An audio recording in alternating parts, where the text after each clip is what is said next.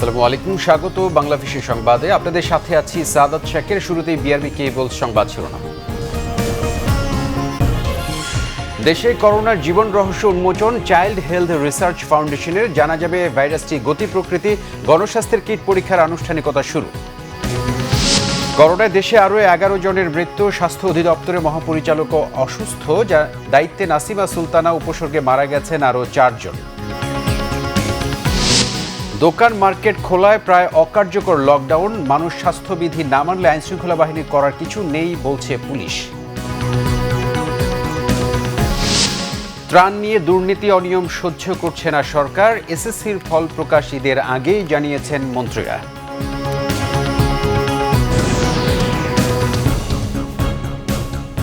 দেখছিলেন বিআরবি কেবল সংবাদ শিরোনাম। আরেকবারে বিস্তারিত। দেশে করোনার জীবন রহস্য উন্মোচন করেছে চাইল্ড হেলথ রিসার্চ ফাউন্ডেশন। সর্বপ্রথম দেশে এই ভাইরাসটির জিনোম সিকোয়েন্স উন্মোচন করেছে প্রতিষ্ঠানটি। এতে ভাইরাসটির গতি প্রকৃতি নির্ণয় করতে পারবেন গবেষকরা। চাইল্ড হেলথ রিসার্চ ফাউন্ডেশনের নির্বাহী পরিচালক ডক্টর সমীর কুমার সাহা জানান, এতে ভাইরাসটি মোকাবেলায় কোন ধরনের ভ্যাকসিন বা ওষুধ প্রয়োগ করতে হবে সেটা জানা যাবে। ভাইরাসটি জিনোম সিকোয়েন্সের গুরুত্ব সম্পর্কে ঢাকা বিশ্ববিদ্যালয়ের করোনা ভাইরাস রেসপন্স টেকনিক্যাল কমিটির আহ্বায়ক অধ্যাপক ডক্টর শরীফ আখতারুজ্জামান বলেন, নভেল করোনা ভাইরাসের 3টি ধরনের কথা জানা গেছে। বাংলাদেশে কোন ধরনটি প্রভাব বিস্তার করছে বা মিউটেশনের মাধ্যমে নতুন কোন ধরনের সৃষ্টি হয়েছে সেটি জানা খুবই গুরুত্বপূর্ণ।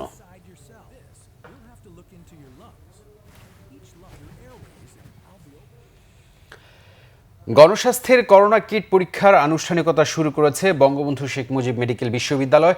মঙ্গলবার বিশ্ববিদ্যালয়ের পক্ষ থেকে গণস্বাস্থ্যকে পরীক্ষার খরচের টাকা জমা দেওয়ার চিঠি দেওয়া হয়েছে। বুধবারই পরীক্ষার খরচ প্রায় 5 লাখ টাকা জমা দিবেন বলে বাংলাভিশনকে জানান গণস্বাস্থ্যের ট্রাস্টি ডাক্তার জাফরুল্লাহ। 1 সপ্তাহের মধ্যে পরীক্ষার ফলাফল পাওয়া যাবে বলে আশা করছেন তারা। পেয়েছি তারা যেটা বাজেট যে তাদের যে খরচ হবে খরচের টাকাটা জমা দিতে বলেছে। আমরা আজকে 2টার সময় চিঠিটা পেয়েছি, ওই যে রেজিস্ট্রার মহোদয় দিয়েছেন, রেজিস্ট্রার জানিয়েছেন এবং আবার মুখও বলে দিয়েছেন যে কালকে যেন কিটও দিয়ে দিই। হ্যাঁ, আমরা কিটও দেবো, টাকাও দেবো। আজকে তো 2টা বেজে যাওয়াতে টাকা জমা দিতে পাইনি। কালকে ইউনিভার্সিটির নামে টাকাটা জমা দিয়ে দেবো আর কিটও দিয়ে আসবো। দেশে করোনায় মারা গেলেন আরও 11 জন। এ নিয়ে মৃতের সংখ্যা 250 জনে দাঁড়ালো। নতুন 6,773টি নমুনা পরীক্ষায় শনাক্ত হয়েছে 969 জন। এদিন সুস্থ হয়েছেন 245 জন, আর মোট সুস্থ হলেন 3,147 জন। স্বাস্থ্য অধিদপ্তরের সবশেষ বুলেটিনে এসব তথ্য জানানো হয়। 12 মে 2020 যে গত 24 ঘন্টার তথ্যগুলি আপনাদের সামনে তুলে ধরব। স্বাস্থ্য অধিদপ্তরের নিয়মিত বুলেটিনে জানানো হয়, এ পর্যন্ত মোট করোনা পরীক্ষা হয়েছে 1,36,638 জনের। 24 ঘন্টায় 969 জন সহ মোট আক্রান্তের সংখ্যা 16,660 জন। একদিনে মারা গেছেন 11 জন, যাদের মধ্যে 7 জন পুরুষ আর নারী 4 জন। এ নিয়ে মোট মৃত্যু হয়েছে 250 জনের। 24 ঘন্টায় সুস্থ হয়েছেন 245 জন, আর মোট সুস্থ হয়ে বাড়ি ফিরেছেন 3,147 জন। নমুনা পরীক্ষা হয়েছে 6,773টি। এদের মধ্যে শনাক্ত হয়েছে 969 জন এবং এ পর্যন্ত শনাক্ত 16,660 জন।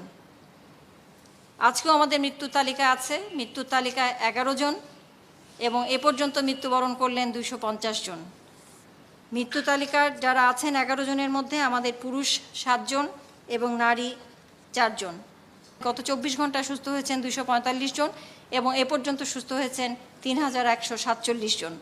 মৃত 11 জনের মধ্যে ঢাকায় 5 জন, নারায়ণগঞ্জের 1 জন, নরসিংদীতে 1 জন, চট্টগ্রামে 2 জন আর সিলেট বিভাগে 1 জন। বাকি 1 জনের এলাকা সম্পর্কে জানা যায়নি। এ সময় নতুন আইসোলেশনে এসেছেন 152 জন। বর্তমানে আইসোলেশনে আছেন 2,361 জন। বয়স্ক, শিশু ও গর্ভবতীদের প্রতি বিশেষ খেয়াল রাখার পরামর্শ দেওয়া হয় ব্রিফিংয়ে। আমরা আমাদের বাড়ির যারা বয়োজ্যেষ্ঠ আছেন তাদের দিকে বিশেষভাবে খেয়াল রাখব, তারা যেন জনসমাবেশে না যান।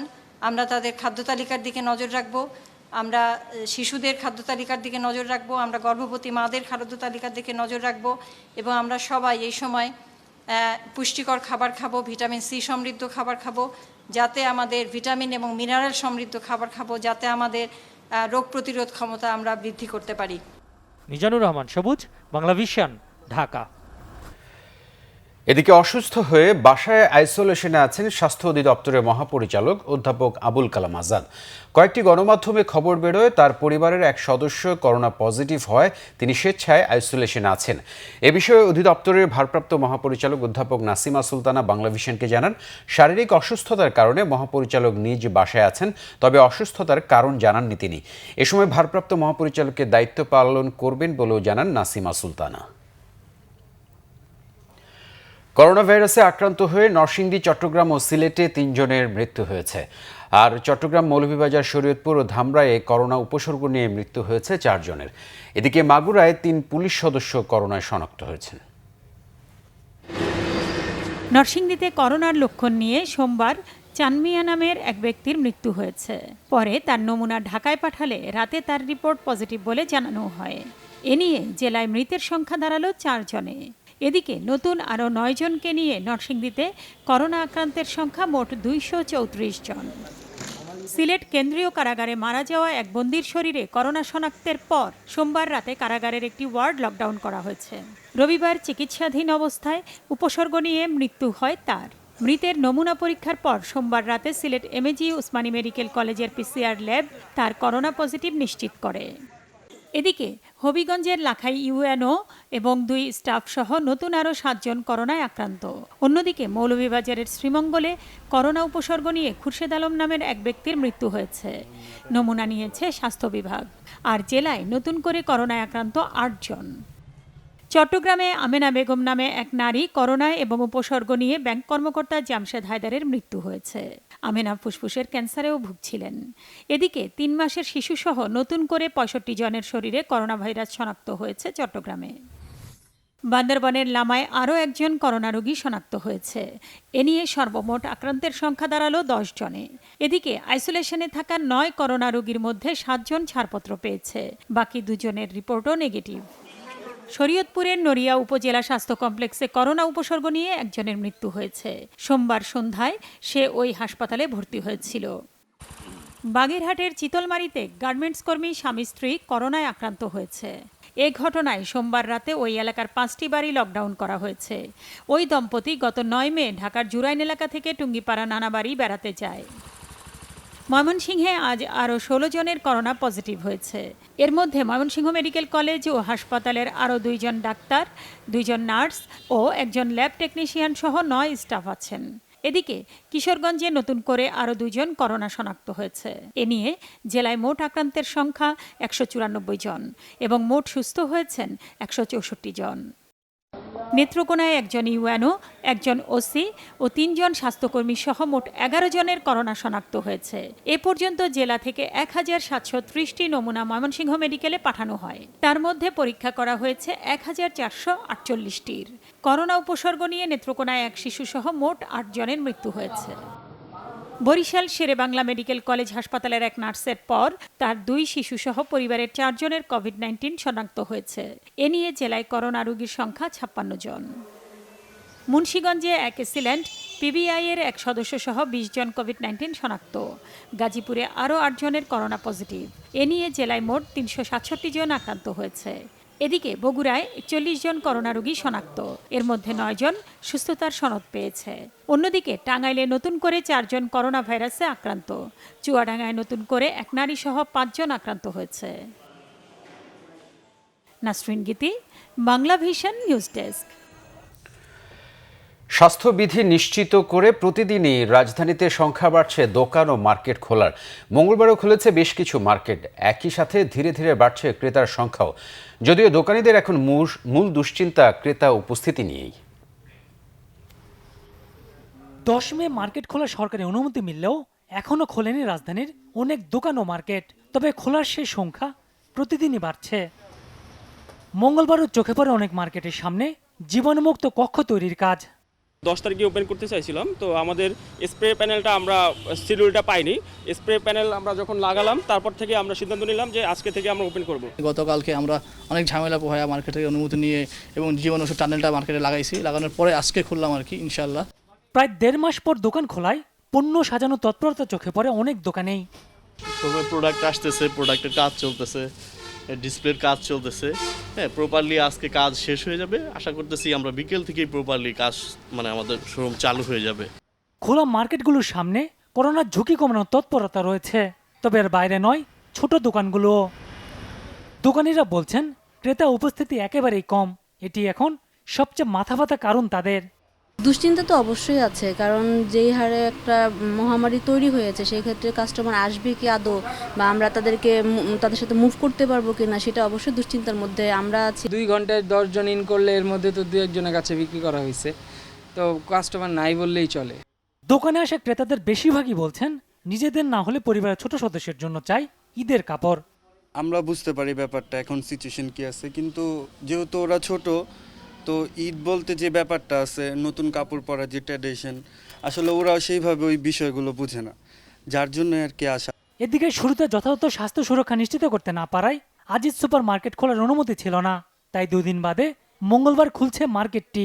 10 তারিখ আমরা মার্কেটটা টোটালি পরিপূর্ণ করতে পারি নাই, সেক্ষেত্রে আমরা 2 দিন সময় নিয়ে আমাদের সিকিউরিটির ব্যাপারটা পরিপূর্ণ করেছি। আমাদের হয়তো বা 10% হয়তো সেল আমাদের হয়তো হবে, কিন্তু আমাদের যে একটা এক্সপেকটেশনের জায়গা থাকে ঈদের জন্য, সেই সেলটা আমরা কখনোই এই বছর আশা করতে পারি না।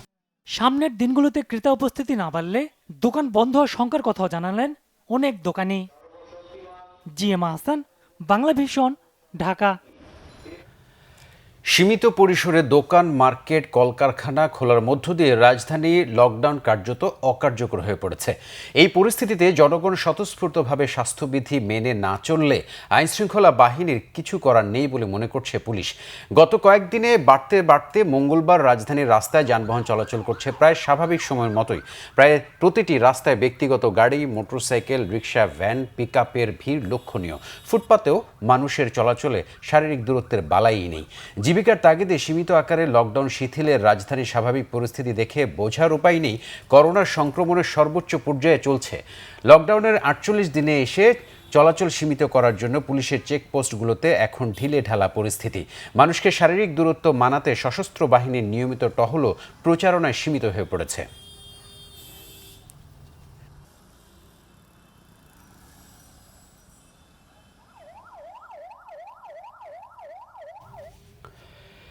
ত্রাণ কার্যক্রমে অনিয়মের বিরুদ্ধে সরকার জিরো টলারেন্স নীতি অবলম্বন করছে বলে জানিয়েছেন আওয়ামী লীগ সাধারণ সম্পাদক ওবায়দুল কাদের। সরকারি বাসভবনে ব্রিফিংয়ে তিনি কথা বলেন। কাদের বলেন, এরই মধ্যে সব অনিয়মের বিরুদ্ধে আইনগত, প্রশাসনিক ও দলীয় ব্যবস্থা নেওয়া হয়েছে। করোনার এই সংকটে প্রায় 1 লাখ কোটি টাকার প্রণোদনা প্যাকেজ ও 1 কোটি মানুষকে রেশনের আওতায় আনা হয়েছে বলে জানান তিনি। 50 লাখ মানুষকে নগদ সহায়তা প্রদানের কথাও বলেন ওবায়দুল কাদের। আওয়ামী লীগ সাধারণ সম্পাদক বলেন, চিকিৎসকদের প্রাইভেট চেম্বারে রোগী দেখা ও বেসরকারি ক্লিনিকে চিকিৎসা সেবা করোনার কারণে সীমিত হয়ে পড়েছে। ফলে সাধারণ রোগীরা অন্যান্য রোগের চিকিৎসা থেকে বঞ্চিত হচ্ছেন। স্বাস্থ্যবিধি মেনে প্রতিদিন স্বল্প সময় হলেও প্রাইভেট চেম্বারে রোগী দেখতে চিকিৎসকদের প্রতি আহ্বান জানান তিনি। করোনার সঙ্গে বসবাসের অভ্যাস রপ্ত করতে হবে আমাদের সকলকে। মাননীয় প্রধানমন্ত্রী দেশরত্ন শেখ হাসিনা প্রতিনিয়ত জনগণকে সচেতন থাকতে, সংক্রমণ রোধে বিভিন্ন পরামর্শ দিচ্ছেন, অনুরোধ জানাচ্ছেন। তিনি চিকিৎসা সহ সার্বিক পরিস্থিতি গভীরভাবে মনিটর করছেন। শেখ হাসিনা সরকার আপনাদের পাশে রয়েছে। শেখ হাসিনার সৎ ও সাহসী নেতৃত্বে আমরা ইনশাল্লাহ ঘুরে দাঁড়াবো। লকডাউন শিথিল করে সরকার ভুল পথে হাঁটছেন বলে মন্তব্য করেছেন বিএনপির সিনিয়র যুগ্ম মহাসচিব রুহুল কবির রিজভী। রূপগঞ্জের বড়পাই এলাকায় ত্রাণ বিতরণের সময় তিনি এই কথা বলেন। আমাদের এই যে কঠিন যে দুর্যোগ চলছে, এর মধ্যেও কিন্তু এই সরকারের যে বৈশিষ্ট্য, সেই বৈশিষ্ট্য থেকে ন্যূনতম তারা সরে যায়নি। তারা কোনো কিছুই সামাল দিতে পারেনি। যত দিন যাচ্ছে তত করোনায় আক্রান্ত মানুষের সংখ্যা বাড়ছে, মানুষের মৃত্যুর পাহাড় রচিত হচ্ছে। আমরা আগেও বলেছি। এসএসসির ফল প্রকাশ হচ্ছে ঈদের আগেই, জানিয়েছেন শিক্ষামন্ত্রী ডাক্তার দীপু মনি।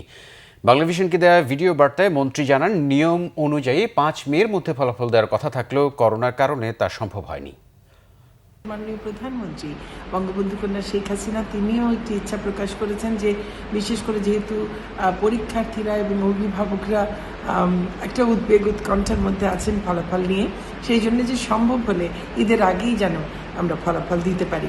আমরা আমাদের সর্বাত্মক প্রচেষ্টা চালাচ্ছি, আশা করি ঈদের আগে আমরা দিতে পারব। করোনার ভয়ে প্রচণ্ড মানসিক চাপে সবাই। কোভিড-19-এর ভয়াবহ সংক্রমণে মানুষের মাঝে অস্থিরতা, উদ্বিগ্নতা, খিটখিটে মেজাজ সহ নানা ধরনের মানসিক প্রতিক্রিয়া দেখা যাচ্ছে প্রায়শই। মানসিক রোগ বিশেষজ্ঞরা বলছেন, বাস্তবতাকে মেনে নিয়ে তার মুখোমুখি হতে হবে। মানসিক চাপ সামলাতে নিয়মিত ব্যায়াম, পারিবারিক কোয়ালিটি টাইম সহ সৃজনশীল কাজে নিজেকে সম্পৃক্ত রাখার পরামর্শ তাদের। তারা সারাদিন ধরে শুধু করোনা নিয়ে না ভাবার পরামর্শ দিয়েছেন। করোনার আতঙ্কে দীর্ঘ সময় ধরে অচল ঢাকাসহ পুরো দেশ, রীতিমতো ঘরবন্দি সাধারণ মানুষ। সপ্তাহে 1 কিংবা 2 দিনের ছুটিতেই যেখানে ঘুরতে বেরোনোর হিড়িক পড়ত, সেখানে কি করে সম্ভব এত দীর্ঘ সময় ঘরে বন্দি থাকা? পত্রিকা, টেলিভিশন কিংবা সামাজিক যোগাযোগ মাধ্যম সব জায়গায় এখন শুধুই করোনা। তাই রীতিমতো বিরক্ত গৃহিণী, চাকরিজীবী, শিক্ষার্থী সবাই। এমনিতে আতঙ্কিত থাকি, আর করোনা নিউজ দেখে আরো আতঙ্কিত হয়ে যাই। আসলে এসব আর এখন ভালো লাগে না। অফিসের কাজ ঘর থেকেই করার চেষ্টা করছি, বাট ঘরে থেকেও কেমন যেন একটা আতঙ্কের মধ্যে আছি। ওভারঅল যদি বলি, মানসিকভাবে খুবই বিপর্যস্ত হয়ে আছি। মনের মধ্যে ভয় কাজ করতেছে, সুস্থ থাকবো তো, বেঁচে থাকবো তো। করোনা হোক বা না হোক, অ্যাকচুয়ালি আমরা সবাই একটা মেন্টাল প্রেশারের মধ্যে দিয়ে যাচ্ছি। আশা করছি খুব দ্রুত সুন্দর একটা স্বাভাবিক জীবন আমরা ফিরে আসবো সবাই। ব্যবসা বাণিজ্য নাই, তাই বাসায় বসে থাকি, একটু টেলিভিশন দেখি, সেখানেও দেখি শুধু করোনা ভাইরাস। অনেক ইচ্ছা করে বাইরে যেতে, কিন্তু বাইরে যেতে চাইলেই তো আর যাওয়া সম্ভব না। প্রায় 1.5 মাস হলো আমরা লকডাউনে আছি। মানসিক রোগ বিশেষজ্ঞরা বলছেন, করোনার এই সময়ে শারীরিকভাবে সুস্থ থাকতে প্রয়োজন মনকে সুস্থ রাখা। পরামর্শ, করোনা নিয়ে বেশি না ভাববার, বরং নতুন কিছু করার।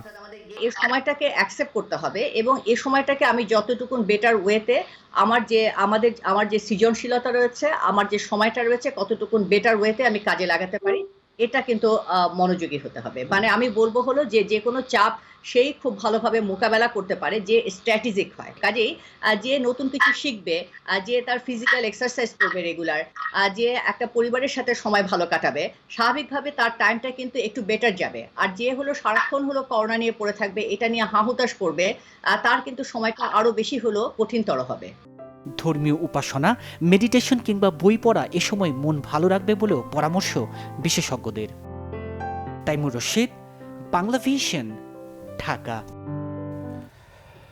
দর্শক, করোনার জীবন রহস্য উন্মোচন বিষয়ে বাংলাভিশনের সাথে কথা বলেছেন চাইল্ড হেলথ রিসার্চ ফাউন্ডেশনের নির্বাহী পরিচালক ডক্টর সমীর কে সাহা। রহস্যটা উন্মোচন করতে পেরেছি সিকোয়েন্সিং করে, এবং এটাতে করে আমরা বুঝতে পারবো এর গতিবিধিটা, মানে সে কোথায় কোথায় ছিল, কোথায় কোথা থেকে আসছে, সেটা বুঝতে পারবো। তা আমরা ইনফ্যাক্ট আজকেই এটাকে আপলোড করেছি।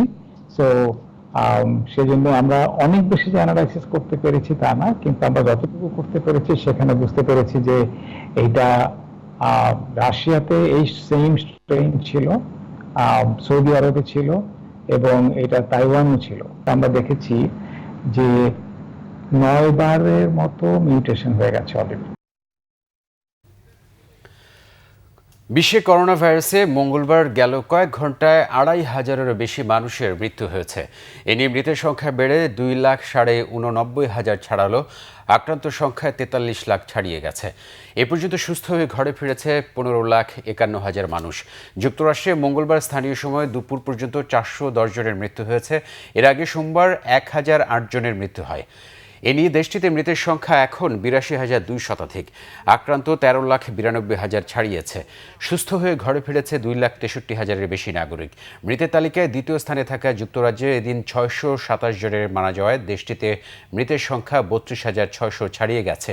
ইটালিতে নতুন করে 172 জন মারা যাওয়ায় মোট মৃত্যুর সংখ্যা 31,000-এর কাছাকাছি। স্পেনে মঙ্গলবার মৃত্যুর সংখ্যা কিছুটা বেড়েছে, এদিন 176 জনের মৃত্যু হয়েছে।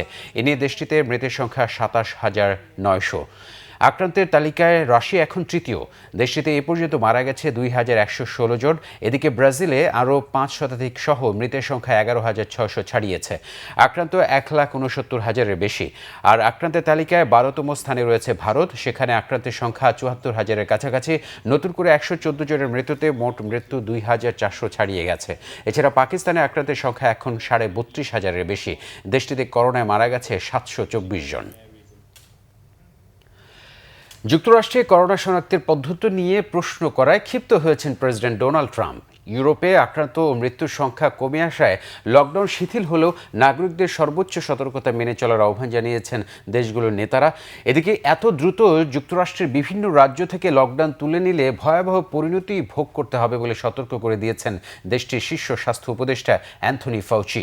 বিস্তারিত জানব ডেস্ক রিপোর্ট থেকে। Many times that the US is doing far better than any other country when it comes corona শনাক্তের পরীক্ষা কেন যুক্তরাষ্ট্রের কাছে বৈশ্বিক প্রতিযোগিতা? সিবিসি নিউজের চীনা বংশোদ্ভূত মার্কিন সাংবাদিক উইজিয়া জিয়াংয়ের এমন প্রশ্নের খেপে যান প্রেসিডেন্ট ডোনাল্ড ট্রাম্প। উত্তরে তিনি চীনকে এই প্রশ্নের জবাব দিতে বলেন। And maybe that's a question you should ask China. এরপর সাংবাদিকদের আর কোনো প্রশ্ন না নিয়ে চলে যান প্রেসিডেন্ট ট্রাম্প। এর খানিক আগেই প্রেসিডেন্ট যে চীনের প্রতি নাখোশ তা আবারও স্মরণ করিয়ে দেন।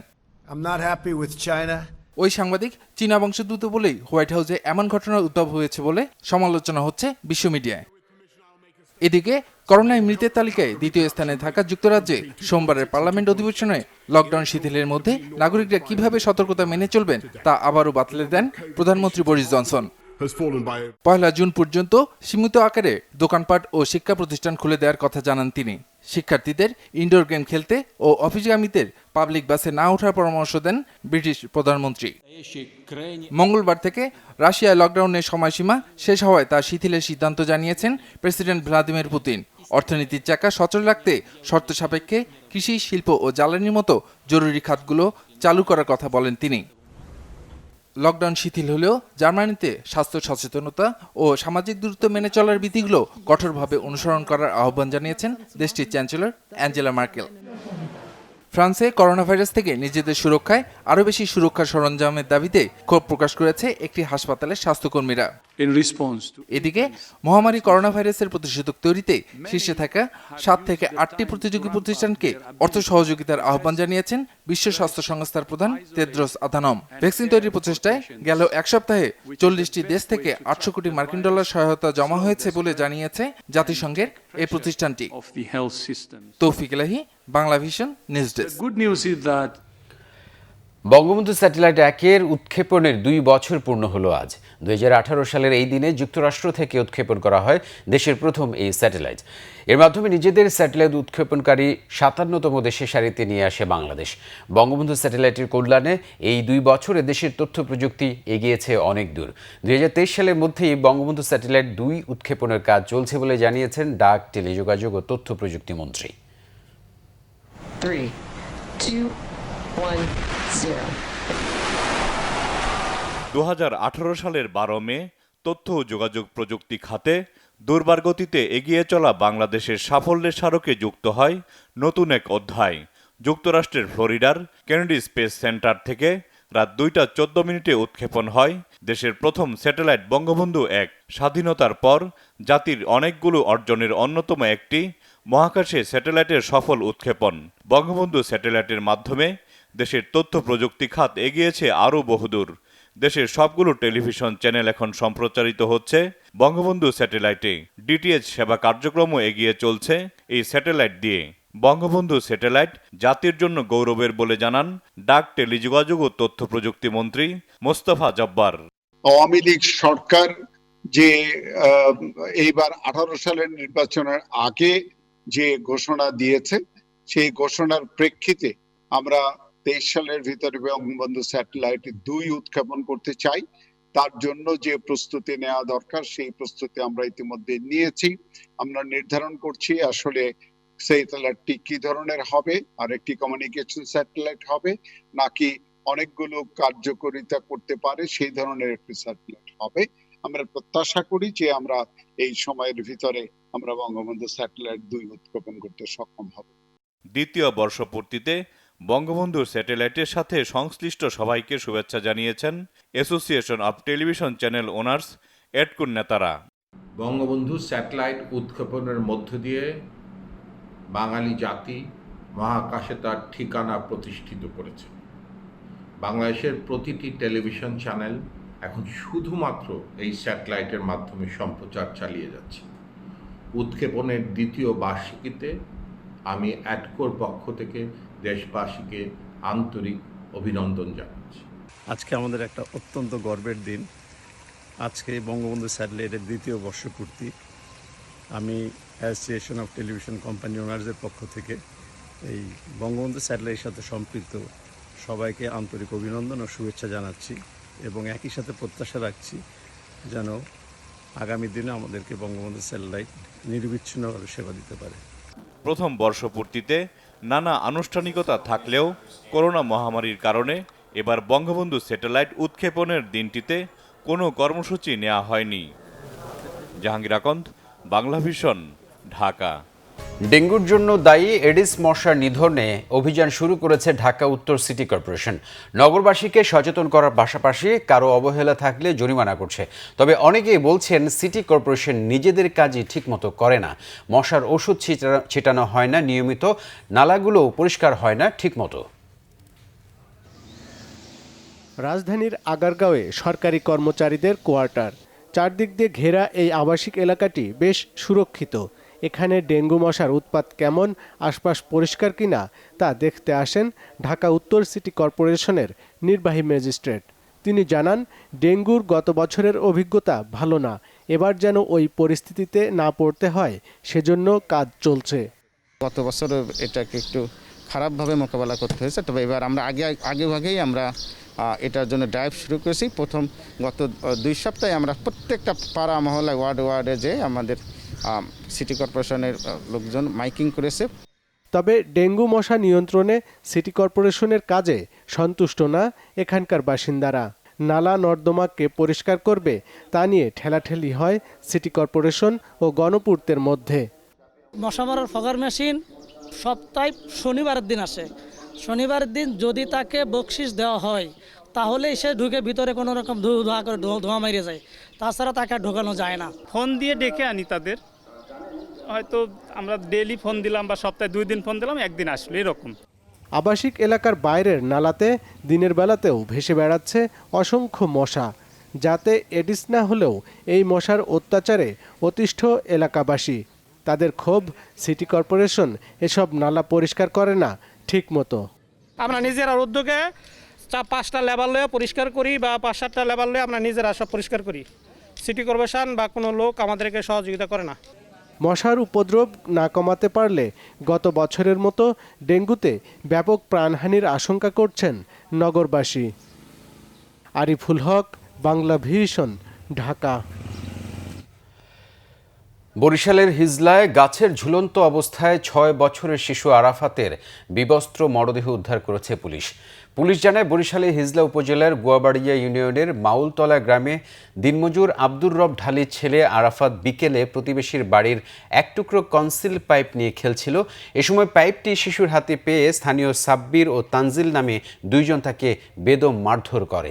নির্যাতনের এক পর্যায়ে শিশুটি মারা গেলে তার লাশ সুপারির বাকল দিয়ে গলায় বেঁধে একটি কাঁঠাল গাছের সাথে ঝুলিয়ে রাখে। পরে স্থানীয়রা শিশুটির লাশ উদ্ধার করে হাসপাতালে নিয়ে যায়। এ ঘটনায় শিশুটির বাবা বাদী হয়ে হিজলা থানায় মামলা করলে 2 জনকে আটক করে পুলিশ। সম্প্রচার সাংবাদিক কেন্দ্র বিজেসির উদ্যোগে গণমাধ্যম কর্মীদের করোনার নমুনা সংগ্রহের বুথ চালু করা হয়েছে। দুর্যোগময় পরিস্থিতিতে ঝুঁকি নিয়ে মাঠ পর্যায়ে কাজ করে যাচ্ছেন গণমাধ্যম কর্মীরা। এরই মাঝে করোনায় আক্রান্ত হয়ে প্রাণ হারিয়েছেন 2 সাংবাদিক, আক্রান্ত শতাধিক। এমন প্রেক্ষাপটে গণমাধ্যম কর্মীদের জন্য করোনা পরীক্ষা সহজ করতে স্বাস্থ্য অধিদপ্তরকে সঙ্গে নিয়ে রাজধানীতে আলাদা বুথ চালু করেছে বিজেসি। আগে নিবন্ধন করে গণমাধ্যম কর্মী এবং তাদের পরিবারের সদস্যরা করোনা পরীক্ষার সুযোগ পাবেন। এই কার্যক্রমে কার্যক্রমে ল্যাব, কিট, টেকনিশিয়ান ও ব্যবস্থাপনায় সহযোগিতা করছে গাজী গ্রুপ। চিকিৎসা সহায়তা দিচ্ছে allwell.com। এ সময় বিজেসি সদস্য সচিব শাকিল আহমেদ সহ সিনিয়র সাংবাদিকরা উপস্থিত ছিলেন। এই কার্যক্রমে সহযোগিতা করেছে ঢাকা উত্তর সিটি কর্পোরেশন। এই উদ্যোগের সফলতা কামনা করেছেন মেয়র আতিকুল ইসলাম। করোনা দুর্যোগ মোকাবেলায় সুলভ মূল্যে ভোগ্যপণ্য বিক্রয় কার্যক্রম শুরু করেছে মেঘনা গ্রুপ অব ইন্ডাস্ট্রিজ।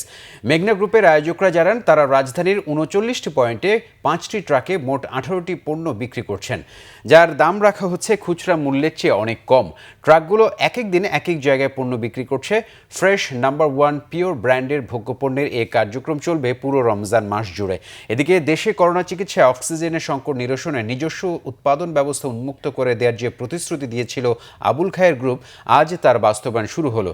চট্টগ্রামের ফৌজদারহাটের বিআইটিআইডি হাসপাতালে বিনামূল্যে অক্সিজেন সিলিন্ডার সরবরাহের মাধ্যমে এই কার্যক্রমের উদ্বোধন করা হয়েছে। প্রয়োজন অনুযায়ী এই কার্যক্রম অব্যাহত রাখার ঘোষণা দিয়েছে প্রতিষ্ঠানটি। করোনা দুর্যোগে ত্রাণ বিতরণ করছেন বিত্তবান সহ বিভিন্ন ব্যক্তিরা। এগিয়ে এসেছে কিছু সংগঠনও। এ নিয়ে একটি ডেস্ক রিপোর্ট দেখি।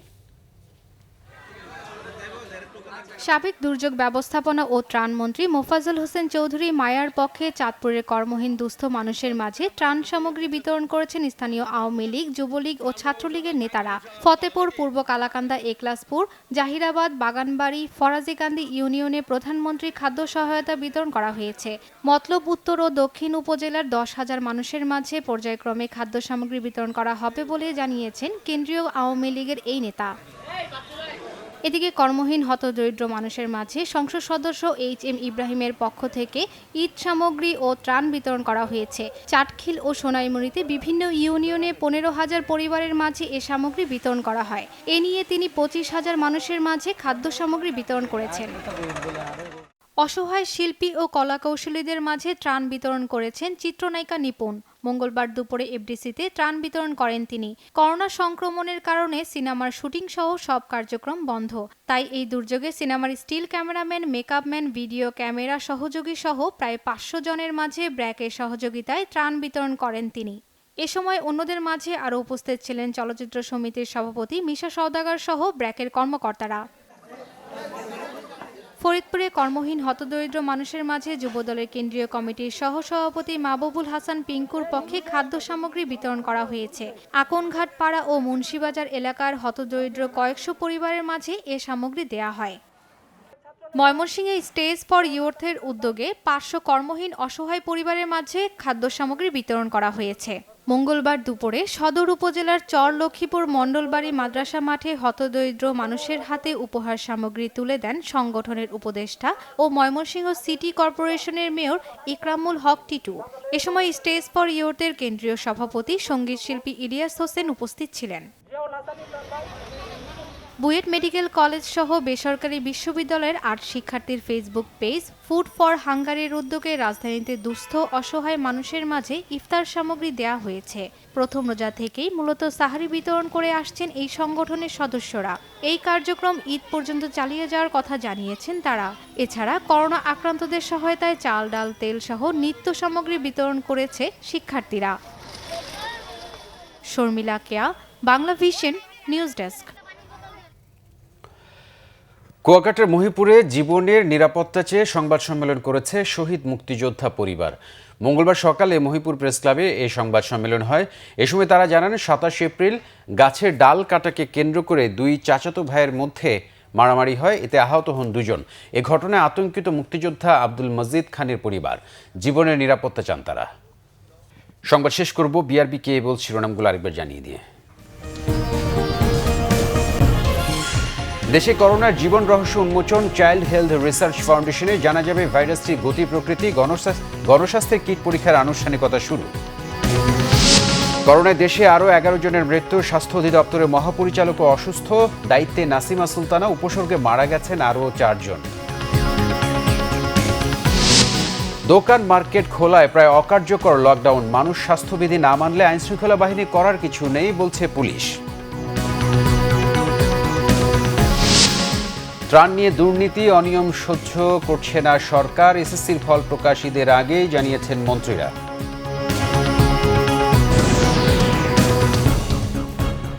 প্রিয় দর্শক, এই ছিল এখনকার মতো। পরের সংবাদ দেখার আমন্ত্রণ রইল। এছাড়া বাংলাভিশন সংবাদ ও সংবাদ সংশ্লিষ্ট অনুষ্ঠান দেখতে লগ ইন করুন facebook.com/বাংলাভিশন এবং সাবস্ক্রাইব করুন youtube.com/বাংলাভিশন। ধন্যবাদ, শুভরাত্রি।